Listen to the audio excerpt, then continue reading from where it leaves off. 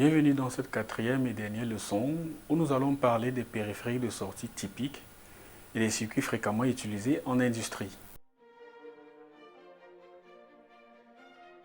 Les périphériques de sortie sont tout simplement des équipements actionnés par des périphériques de contrôle, tels que les automates, en fonction d'un signal émis par les périphériques d'entrée, que sont les capteurs.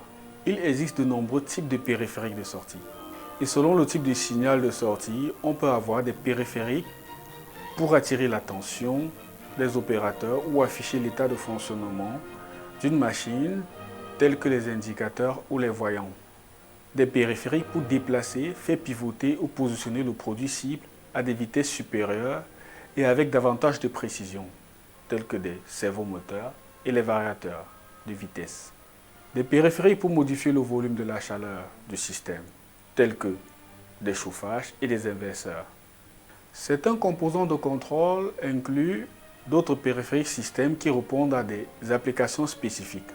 Par exemple, le système de vision qui mesure la forme ou la dimension de l'objet, la compare avec une cible donnée, puis transfère le signal au périphérique de contrôle. Comme cette animation où la caméra a pour mission de détecter les bouteilles non conformes. Les systèmes de sécurité conçus pour protéger des opérateurs dans des usines, en minimisant les risques de danger dans et autour de l'équipement de l'usine.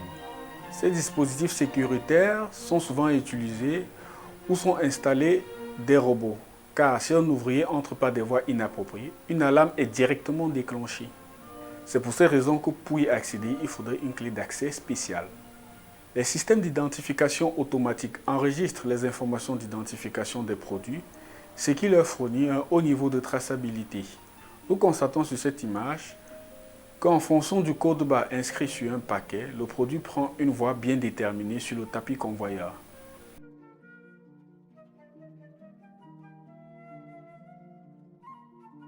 Pour allumer une lampe électrique à l'aide d'une pile, vous devez fabriquer un circuit identique à celui-ci. Nous comprenons donc que les bases du circuit électrique sont l'alimentation, l'interrupteur et la charge. L'alimentation est le dispositif qui fournit l'électricité nécessaire pour générer le flux de courant. L'interrupteur, dispositif qui ferme le circuit ou ouvre le circuit fermé. La charge est le dispositif qui consomme l'électricité. Par exemple, l'ampoule, le chauffage, le moteur et bien plus encore.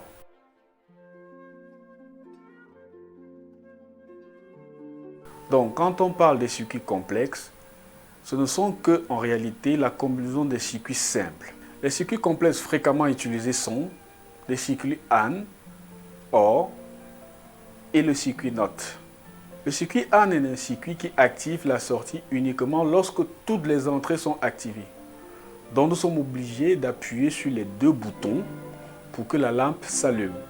Le circuit OR, quant à lui, est un circuit qui active la sortie lorsqu'une entrée quelconque est activée. Même si les deux boutons sont appuyés au même moment, la lampe s'allume. Le circuit NOT est un circuit qui active la sortie lorsque l'entrée est désactivée et qui désactive la sortie lorsque l'entrée est activée. Autrement dit, la sortie est l'opposé de l'entrée.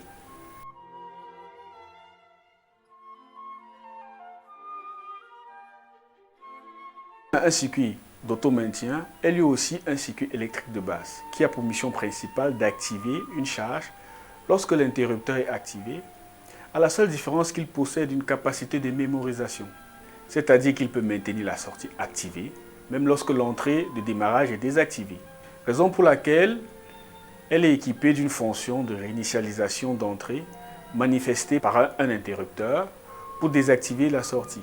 Nous voici arrivés au thème de notre dernière leçon pour ce tout premier module. Nous avons étudié les notions de base relatives aux circuits électriques, y compris les circuits de contrôle de séquence. Tâchez de passer l'évaluation finale liée à ce module afin de vérifier si vous avez bien assimilé les notions abordées dans cette partie. Dans le module suivant, nous allons vous parler des automates programmables industriels, un périphérique qui a révolutionné le monde de l'industrie.